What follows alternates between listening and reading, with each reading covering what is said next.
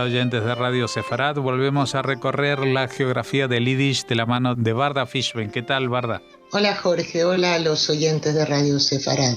Localidad en la cual estuvimos hace 2 semanas hablando de ella, de Kovne, también conocida como Kovno y hoy en día como Kaunas, pero que su importancia fue tan trascendental que le hemos dedicado también una segunda parte, que es la que vamos a hablar hoy, ¿no? Efectivamente, la verdad es que la vida judía de Kovne ha sido rica, enriquecedora para la historia de los judíos y de la geografía del Yiddish, y larga también. Entonces, en nuestra primera visita nos quedamos en el punto de la historia de Kovne correspondiente al periodo de entre las 2 guerras mundiales. Por entonces, los judíos participaban de todas las actividades e instituciones políticas locales, ya que tras la fundación del Estado Independiente Lituano, esta era la tendencia en todas las ciudades del país. Al celebrarse elecciones a la alcaldía de Kovne, por ejemplo, un judío resultó electo vicealcalde, a la vez que otro fue nombrado presidente del Consejo Municipal. En la ciudad también tenía su sede el Ministerio de Asuntos Judíos, es decir, la organización gubernamental lituana que tenía un ministerio específico para esto, al igual que el Consejo Nacional Judío, que sí era una institución de la comunidad.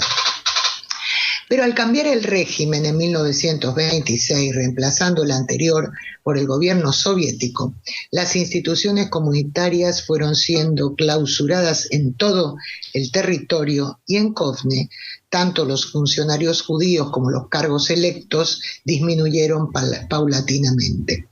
La atmósfera política era algo más hostil, aunque la vida comunitaria y cultural judía siguió su desarrollo. En Kovne se desarrollaron y crecieron ampliamente todas las tendencias. Tenía numerosas yeshivot, escuelas secundarias hebreas, una universidad popular y 5 diarios en Yiddish, incluido el coeditado por el lingüista, pedagogo y activista político Yudel Mark, que no era oriundo de la localidad, aunque residió allí.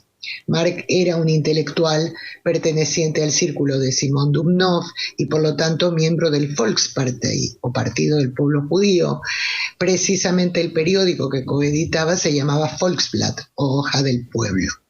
En el año 1930, Kovne albergaba la casa central del Banco Cooperativo Judío, integrado nada menos que por una red de 81 oficinas bancarias. Asimismo, había instituciones deportivas, hospitales y otros centros de asistencia. Los movimientos juveniles de todas las ideologías tuvieron seguidores en la ciudad. En esta misma década, la demografía judía no creció demasiado, aunque poco después aumentó la población por el desplazamiento de judíos desde aldeas y pueblos pequeños, y tras las leyes discriminatorias nazis con refugiados judíos alemanes y de otras nacionalidades, aunque para muchos fue simplemente un lugar de paso, ya que su intención era emigrar hacia otros países. En 1939, los judíos constituían el 23% de la población total y su número rondaba las 32.000 personas. A mediados de 1940, la Unión Soviética seguía rigiendo en Kovne, y en ese año, hasta que llegaron los nazis, fueron deportados a Siberia varios cientos de judíos acusados de actividades nacionalistas, capitalistas o burguesas. Previendo lo que se avecinaba, en el verano de 1940, los cónsules holandés y japonés se implicaron para que varios miles de judíos pudieran huir de Europa. Como director de las plantas de Philips en Lituania y cónsul en funciones del gobierno holandés en Kovne, Jan Zwartendijk implementó 2.345 visas para que los judíos pudieran salvarse de la Shoah. Dekker, el ministro holandés para los 3 estados bálticos, autorizó a que este cónsul emitiera permisos declarando que no se requiere una visa de entrada para la admisión de extranjeros a Surinam, Curazao y otras posesiones holandesas que tenían en América. Por su parte, el vicecónsul japonés en Lituania, con sede en Kaunas, Kyune Sugihara, ayudó a unos 6.000 judíos, incluyendo 300 miembros de la Yeshiva Mirrer de Kovne, con su rabino a la cabeza, otorgándoles estos visados. El cónsul les dio visados de tránsito, escritos a mano por él y su esposa, para que viajaran a Japón. Con esto hizo peligrar su carrera e incluso puso en riesgo la seguridad de su propia familia. Ambos diplomáticos fueron galardonados años más tarde con el título de Justos entre las Naciones. En junio de 1941, Kovne fue invadida por los alemanes. Muchos lituanos se alegraron pensando que por fin se libraban de los soviéticos. Organizaciones paramilitares lituanas profundamente antisemitas culpaban a los judíos de la represión soviética, de modo que el mismo día que los nazis ocuparon la ciudad, comenzaron a matar judíos sin freno, y aunque las cifras conocidas no son exactas, se cree que las muertes superaron en bastante a las 1.000 personas. Junto a ellos actuaban, asesinando de manera sistemática, los Einsatzgruppen, los grupos nazis móviles que se dedicaban a la matanza indiscriminada. En agosto de ese mismo año de la invasión se creó un gueto. En un área donde vivían 6.000 personas se confinaron a 30.000. Se nombró Judenrat y una policía judía. Las acciones comenzaron inmediatamente y continuaron hasta finales de octubre. La mayor de ellas fue la masacre de 9.200 judíos en el llamado Noveno Fuerte, una fortaleza de la época zarista situado en los alrededores de Kovne. En noviembre vivían aún en el gueto aproximadamente 17.500 personas. Pese a las habituales condiciones de hacinamiento, hambre y enfermedades, allí siguieron funcionando, con las restricciones y limitaciones obvias, las instituciones judías de asistencia y de actividades culturales, como también nació un movimiento clandestino que contaba con la complicidad del Judenrat. Fueron centenares los jóvenes judíos que consiguieron huir y unirse a los partisanos soviéticos que combatían en los bosques. Luego hubo un periodo de cierta tranquilidad que se prolongó hasta el otoño de 1943. Entonces volvió la represión sin paliativos, transportes a campos de trabajo, otros hacia campos de concentración y trabajo de Estonia y asesinatos por bala. Una acción particularmente cruel fue el asesinato de 1.800 niños, incluidos bebés y ancianos, sacados por la fuerza de sus casas. Este hecho quedó para la historia como la acción de los niños. A esa altura los lituanos habían aprendido que el ocupante nazi no era tan buen amigo como habían pensado y muchos dejaron de apoyarlos, pero eso no mermó el odio antijudío local. El gueto fue liquidado en el verano de 1944 ante el inminente avance del Ejército Rojo. Eso incluyó la deportación de los judíos a los campos de concentración de Dachau y Stutthof, y aproximadamente 2.000 personas fueron asesinadas antes de la marcha por intentar esconderse y evitar ser deportadas. El primer día de agosto de 1944, el ejército soviético liberó Kovne, donde hallaron solamente a 90 judíos. Entre 2.500 y 3.000 de la ciudad consiguieron sobrevivir a los campos de concentración nazis, al igual que otros 500 que fueron ocultados por familias cristianas. En 1959, un censo reportó la presencia de algo más de 4.700 judíos en Kaunas y 20 años después solamente quedaba una tercera parte, alrededor de 1.300. La disminución de la natalidad y la emigración tuvieron como consecuencia que en el año 2005 solo hubiera en la ciudad 300 judíos. No obstante, seguía habiendo una institución comunitaria, 3 sinagogas, entre ellas la sinagoga coral mencionada en nuestra visita anterior y que se había inaugurado en 1871, y una casa donde hasta la actualidad se reúnen a orar los adeptos al hasidismo. Y bien, de este periodo histórico es interesante destacar a los siguientes nativos de Kovne. En primer lugar, a Helen Haskell, pedagoga, escritora y traductora, nacida en 1882. Entendemos que la vida activa de estas personas fue de este periodo, aunque hubieran nacido en el siglo anterior. Estudió en el Instituto de Pedagogía de San Petersburgo, fue miembro del Bund clandestino y entre 1916 y 1918 una de las creadoras de la red de escuela de Lituania que impartían clases en Yiddish, organización que ella lideró mientras se mantuvo en activo. Escribió libros de texto en Yiddish, trabajos relativos a la educación, relatos de viajes e infantiles y compiló el primer plan de estudio para el aprendizaje de ciencias naturales y geografía en las escuelas Yiddish. Cuando el gobierno lituano prohibió las actividades a la Yiddish Kultur League, la Liga de la Cultura Judía en Yiddish, en 1925, es decir, bajo mandato soviético, Haskell y otros voluntarios siguieron actuando como líderes clandestinos de las escuelas e institutos pertenecientes a la Liga, evitando así su desaparición. Esta pedagoga simpatizaba con la Unión Soviética, pero visitó Palestina en 1929 y en 1931 publicó un texto en el que volcó su admiración por los pioneros sionistas y criticó duramente a los árabes autores de los disturbios y asesinatos en el Yishuv. Acabada la Segunda Guerra Mundial, volvió a combatir por recuperar el sistema escolar judío en Lituania, a la sazón, una vez más, parte de la Unión Soviética, y dirigió el último orfanato de niños judíos y escuela primaria de Kovne hasta su clausura en 1949. Ante la persecución estalinista a los judíos, acusándolos de cosmopolitismo, escribió cartas a la prensa y al propio Stalin, protestando por el antisemitismo soviético. En 1947 recibió el título de maestra meritoria y también fue galardonada con la Orden Bandera Roja en 1955. Siguió enseñando hasta el año 1966 en un instituto secundario lituano de Kovne, impartiendo la asignatura de literatura rusa. Falleció allí, en la ciudad, en el año 1973.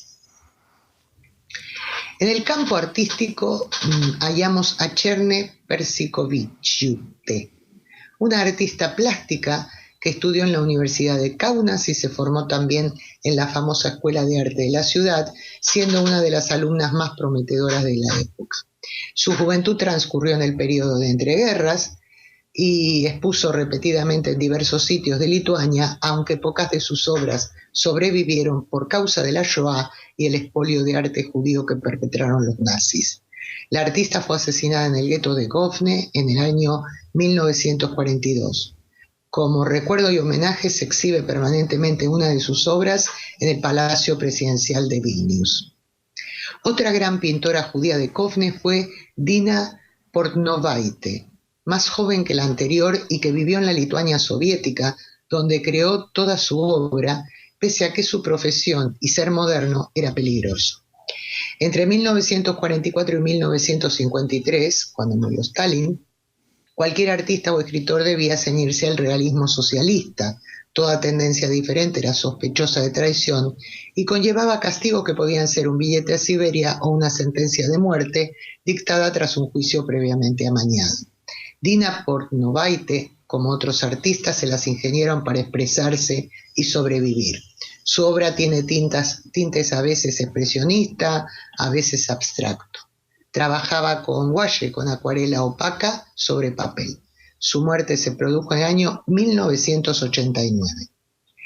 En la estela de estas y otros grandes artistas de Kovne es preciso mencionar el contemporáneo Salomonas Teitelbaumas, nacido en 1972 y hoy ya ampliamente conocido en todo el mundo. Comenzó a estudiar arte con tan solo 10 años, se graduó en la Academia de Arte de Vilnius y estudió también en la Academia de Arte de Salzburgo. Su obra cobró fama tras exponer en Kaunas, Vilnius, Salzburgo, Leipzig, etc. El suyo es un estilo tan original que se denomina Teitelbaumanian. Los expertos dicen que en su obra es posible hallar ecos de Chagall, de Picasso y de Dalí. Aunque otros muchos nativos notables se quedarán sin mencionar por falta de tiempo, es preciso hablar de dos pesos pesados nacidos en Kovne. Uno de ellos en el campo de la filosofía, nada menos que Emmanuel Levinas, quien se trasladó a Francia escribiendo la mayoría de sus trabajos en francés. La obra de Levinas está intensamente influenciada por el trabajo de los filósofos Husserl y Heidegger, al igual que por la religión judía. Fue uno de los pensadores más importantes de Francia tras la Segunda Guerra Mundial. Este intelectual describió la filosofía como el conocimiento del amor en lugar del amor por el conocimiento, y uno de sus conceptos más relevantes es el de una ética de la responsabilidad que debe preceder a cualquier búsqueda objetiva de la verdad. El encuentro con otro ser humano es para Levinas un privilegio en el que la cercanía y la distancia de la otra persona se sienten intensamente. Dicho encuentro aclara la diferencia incognoscible de la otra persona, lo que obliga a responder, según el filósofo, a que el encuentro conduce a un llamado a la responsabilidad. Esto recuerda la frase tradicional hebrea, Kol Israel arevim ze al ze, todo Israel o todos los judíos son responsables los unos de los otros, que Levinas extiende a todos los seres humanos. Falleció el filósofo en 1995. El otro destacado nativo es Moshe Arens, ingeniero aeronáutico, investigador, diplomático y político, miembro de la Knesset entre 1973 y 1992 y nuevamente de 1999 a 2003. Fue 3 veces ministro de Defensa y también ministro de Relaciones Exteriores, además de embajador en Estados Unidos y profesor en el Technion de Haifa. Su biografía es muy extensa, por lo que solamente destacaré los hechos más relevantes de la misma. Su familia se trasladó a Riga cuando él tenía 1 año y luego emigró a Estados Unidos en 1939. Cuando en 1948, tras la independencia de Israel, comenzaron las guerras con los árabes, Arens se trasladó allí. Activista de derechas, se unió al Irgun de Menachem Begin. Tras la guerra de Yom Kippur pasó a la política y fue elegido diputado en la Knesset por el partido Likud en 1973 y reelegido en 1977, convirtiéndose en presidente del Comité de Asuntos Exteriores y Defensa. Votó en contra de los acuerdos de Camp David y del Tratado de Paz Egipto-Israel. Begin lo designó en el año 1981 embajador en Estados Unidos, país del que Arens tenía ciudadanía, pero dejó el cargo 2 años después para reemplazar a Ariel Sharon al frente del Ministerio de Defensa. Volvería a ejercer el mismo cargo en 1990, nombrado por Itzhak Shamir, que antes le había confiado la cartera de Relaciones Exteriores. Se apartó de la política cuando en 1992 el Likud perdió las elecciones, pero volvió a ella para desafiar a Netanyahu por el liderazgo de la formación en 1999. No obtuvo más que un 18% de los votos, pero igualmente Netanyahu lo nombró ministro de Defensa en reemplazo de Mordejai, que había dejado el Likud para fundar otro partido. Aunque el Likud perdió las elecciones de 1999, Arens se mantuvo en la Knesset, como hemos dicho, hasta el año 2003. Escribió varios libros técnicos sobre ingeniería aeronáutica y otros sobre política. También obtuvo varios premios. Falleció recientemente, en enero de 2019, a los 93 años. Ya ves, si Kovne merecía una segunda visita, Jorge. Pues sí que lo merece Kovne, Kaunas, Kovno, una ciudad que ha sido muy significativa en la historia del pueblo judío cuando moraba en mayoría en esta zona de residencia en el centro este de Europa. Muchas gracias por habernos hablado de Kovne y te invitamos, como siempre, dentro de 2 semanas a seguir hablando de otra localidad. Pues muy bien, hasta entonces.